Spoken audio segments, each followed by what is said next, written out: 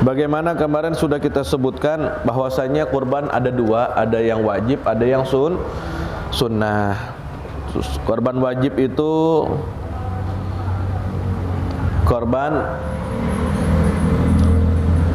nazar ataupun kurban ta'yin, ataupun dia tidak sebutkan itu sunnah, maka jadi wajib hukumnya.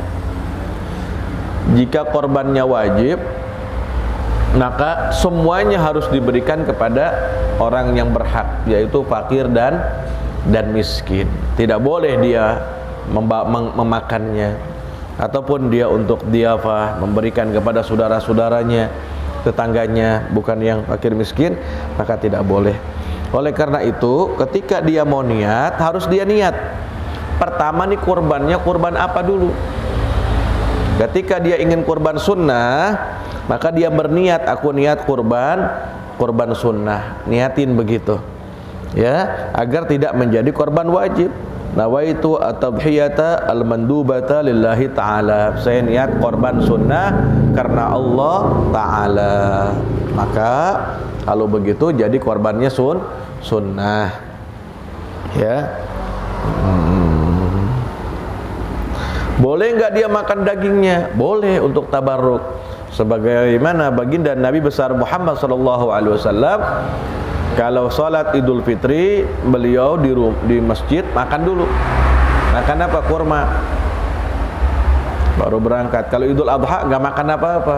Pulang baru makan ati daging kurbannya. Atau makan sebagian, boleh buat tabarruk, boleh diambil sepertiga lagi dibagikan kepada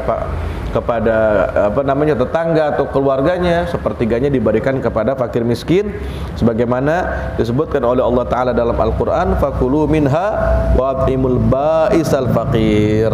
Dan makanlah sebagian daripadanya, dan sebagian lagi berikan untuk dimakan oleh orang-orang yang fakir, yang sengsara, ya, yang sengsara dan yang fakir. Maka disebutkan juga dalam kitab Umdatus Salik, wa yundabu an ya'kula ats-tsulus wa yuhdi ats-tsulus wa yatasaddaq bis-tsulus. Disunahkan dia memakan sepertiganya, menghadiahkan sepertiganya, dan mensedekahkan sepertiganya. Kalau sedekah itu kepada fakir miskin, kalau dihadiahkan boleh kepada tetangga, kerabat, saudara, walaupun dia mampu, ya, dia bisa makan, ambil sepertiganya. Afdolnya ya gak usah terlalu banyak, sekiranya dia cukup, dia mau mengambil beberapa iris, tabarukan saja, nggak jadi masalah. Afdol, ya, misalnya diberikan. Ini kalau korban sunnah. Wal afdal at-tasadduqu bi kullihi illa lugman yatabarraku bi akliha wa takuna minal kabid. Dan utamanya adalah mensedekahkan semuanya, kecuali hanya beberapa potong saja, demi mengambil berkahnya untuk memakannya. Dan seyogianya yang dimakan itu atinya. Itu dalam kitab Fathul Mu'in disebutkan demikian. Jadi dimakan ati, makan ati jadi, ya. Nabi suka tuh makan ati, bagi sedekahin, diambil atinya. Boleh nggak mewakilkannya kepada orang fasik? Ya boleh aja, sah-sah saja, ya, tapi bagusnya yang orang-orang yang rapih lah kalau mau diwakilkan. Boleh nggak kita bagi daging korban keluar daerah kita? Banyak kan daging korban dikirimnya keluar daerah, dia korban di sini, diambil pahanya buat dibagi ke yang jauh misalnya.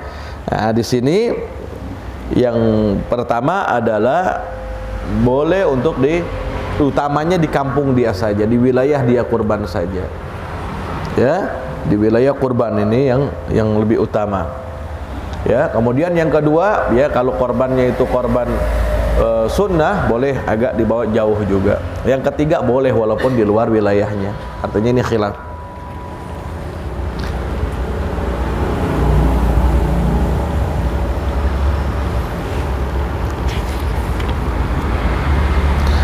Panitia kurban boleh nggak nerima daging kurban? Ayo, panitia kurban boleh nggak nerima? ente korban diserahkan kepada panitia, boleh nggak dia? Panitia kurban itu ditugaskan hanya untuk menyembelih dan membagikan kurban. Tidak boleh dia untuk mengambil satu bagian pun daripada bagian kurban, kecuali orang yang berkorban sunnah tadi bilang kepadanya, ya sudah, ini kamu ambil paha buat kamu, yang sisa tolong bagi-bagi fakir miskin di sini ya. Ya boleh, begitu. Atau saya mau ambil paha nih, ini korban sunnah. Ya, paha depan ambil sama kamu 2. Paha belakang bawa ya buat saya. Begitu, saya pengen bagi-bagi keluarga saya nih. Sisanya bagi-bagi fakir miskin. Misalnya begitu ya, misal. Boleh. Kalau enggak boleh tuh tukang panitia. Nah, makanya di sini sebelum kita menjadi panitia kurban harus memahami dulu tata caranya sehingga tidak salah. Ya, dalam jadi panitia zakat, panitia kurban harus ada belajar dulu, harus ikut daurah dulu, pelatihan dulu. Begitu ya. Boleh nggak jual kulit korban? Haram. Kulit korban tuh nggak boleh dijual. Ya, kulit korban nggak boleh dijual oleh orang yang berkorban tadi. Anak korban, kulitnya anda mau jual nih, buat bagi-bagi rokok anak-anak yang bantu-bantu nih, nggak boleh. Begitu, nggak boleh. Ini yang bantu-bantu gimana? Buat beli plastik, buat beli ini dari mana nanti nih? Kasih lagi. Makanya ketika orang mau ngasih korban sama kita jadi panitia, minta uang lagi sama dia. Jangan ngerepotin. Saya mau korban di sini, iya. Saya panitia korban, iya. Mau bagaimana? Ya saya serahkan kepada panitia untuk disembelih dan dibagikan kepada yang mustahik, misalnya ini korban wajib. Tapi anda minta lagi di sini. Ini mau bawa sapi ya, minta 2 juta. Lah buat apa ini? Minta 2 juta, buat apa? Saya kan udah kasih sapi. Iya, motong harus dibayar. Betul nggak? Ini harus beli plastik. Saya harus bentuk kepanitiaan. Panitia harus dikasih uang karena dia nggak berhak mengambil daripada barang korban tadi. Enak kan kalau kayak begitu? Nah, ini enggak, panitia dapat banyakan. Orang-orang sebungkus, panitia 5 bungkus. Kan panitia gitu kan, nggak digaji. Sosial. Ini bukan sosial namanya. Kita ngambil. Ya. Begitu. Kalau nggak begini, ya udah nih. Paling enak nih. Ya, ente ngasih buat pondok. Ya udah saya serahin aja dah sama Ustadz Badi. Atur aja tuh buat santri. Bagi tuh syarat fakir miskin dikit. Ya. Beres sudah. Santri fakir miskin juga. Bagi. Kalau korbannya korban wajib, catat. Ya, niatnya juga beda. Kalau niat korban sunnah disebutin sunnah lillahi ta'ala. Ya, buat plastik ada bayarannya lagi. Untuk dibagi-bagi pakai Gojek, pakai Gosen misalnya, ada hitungannya lagi. Maka minta. Begitu ya. Yang kalau nggak 2 juta kemahalan, ya 1 juta. Misalnya begitu. Sapi kan. Kalau kambing ya 200.000 misalnya begitu kan. Nah, nanti kepalanya bagi siapa di situ? Kalau emang korbannya korban sunnah, ya tukang jagalnya kebenaran miskin juga, kasihlah itu pala, kasih dia itu kaki, kasih dia kulit.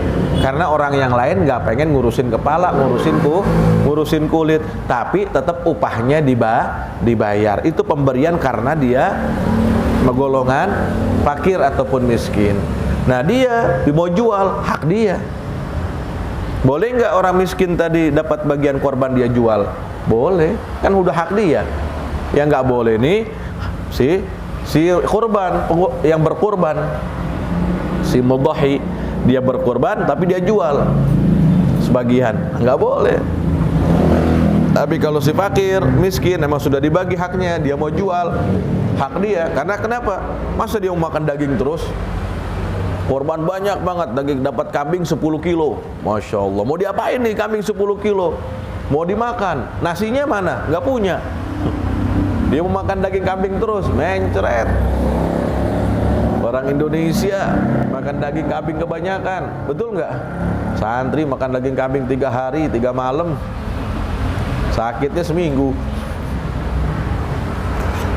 Butuh beras juga, minuman atau buah, sayur dan lain sebagainya. Dia mau jual, boleh.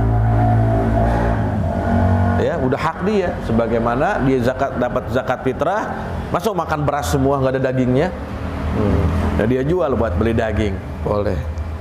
Paham sampai di sini? Ya, insyaallah nanti kita lanjutin kembali ya dengan bab tentang kurban. Insyaallah kita lanjutkan kembali Bolehkah berkurban dengan sambil niat akikah?